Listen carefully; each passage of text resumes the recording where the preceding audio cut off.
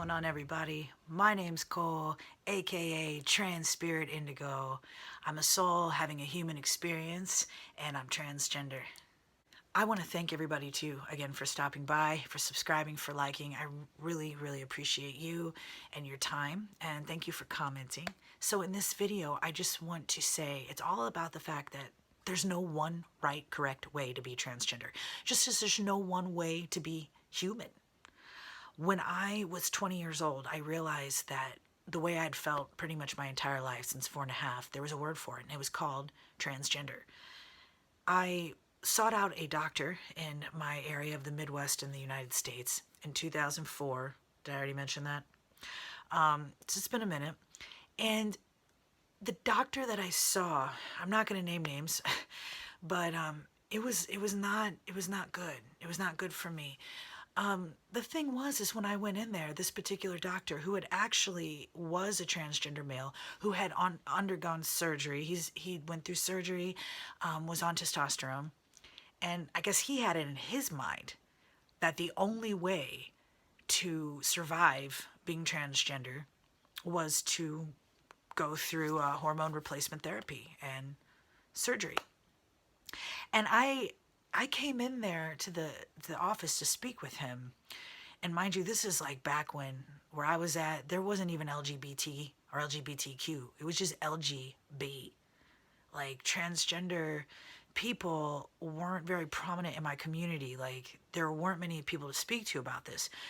So I ended up aligning with this guy and ended up in his office. And he literally told me, after I explained like the way I felt, he pretty much, in a nutshell, he was like, okay, well, I'm not gonna have you come in for any more sessions. I'll start prescribing you testosterone right now because you're transgender.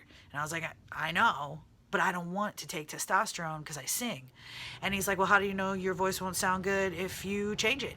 And I said, I don't know, and I just don't feel comfortable taking that risk. And something else about me, with my intuition, it just doesn't feel right for me.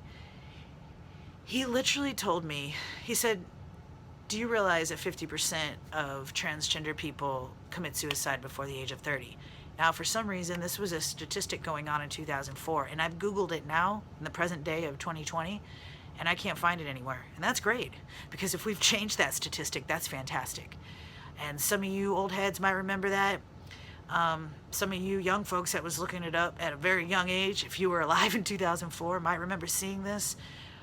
But I'm thankful I can't seem to find it now. But he called it, okay, they called it on the internet when I found it in 2004, the 50% rule. And I've Googled that too. Can't seem to find it. Again, great. But he asked me, are you aware of the 50% rule? And I said, yes. I've seen this rule, and it's 50% of people take their lives if they don't undergo surgery, if they don't get and seek help. Now, online, I didn't see anything that said you must undergo surgery. It just said if you don't seek help. So I sought help by finding this guy. The thing was, is he had it in his mind. He had like scripts running in his head that the only way to handle gender dysphoria, the only way to deal with being transgender was for me to take testosterone and undergo surgery.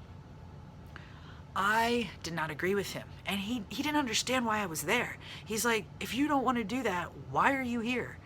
And I said, I'm here because I wanted to talk to somebody who could understand what I'm going through and give me advice on how to deal with this without surgery. It's like I already had it in my intuition, It's like your higher self knows, your higher consciousness knows your journey, and what feels right to you in your heart, that's what you're supposed to follow. So that's always good. But he wasn't having it. I said, that's why I'm here. It's just to seek advice on how to deal with life without, basically, it's like doing what you did, sir. And he was just like, no, he just didn't see it. He was like, you have to do it this way. And that's when he went into the 50% rule. Pretty much, like, there's a 50% chance you're going to kill yourself if you don't do it the exact way that I did it. No. And I told him, no, I'm sorry, it was disheartening. Yeah, I'm not trying to sound like a victim, like, oh, he ruined my life. He didn't ruin my life. But he later helped me to realize that a lot of times the answers, well, all the time, the answers are within, following your heart. You know, people think it's cheesy to say follow your heart. It's not cheesy, it's literal. It's literal. You follow your heart, your gut intuition. I just made a video about gut intuition. You may be able to find it right about somewhere up there. Anyway, the thing is that it didn't dawn on me that, for instance, I could have top surgery and not take testosterone. It just, like, I got it in my head that it had to go a certain way. And I did feed into what he had to say. I mean, no, I didn't start taking testosterone when I didn't feel it was right for me just because of him. But I believed him that it had to be a certain way.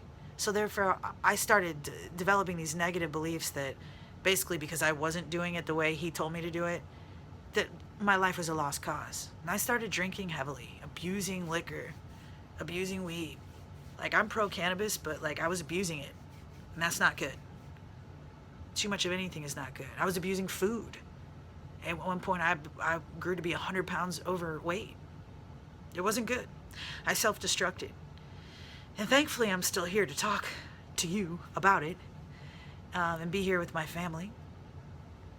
But the whole point of this video is to share with you, you know, all those years ago, 16 years ago, I was told by a trans doctor that I had to be trans a certain way.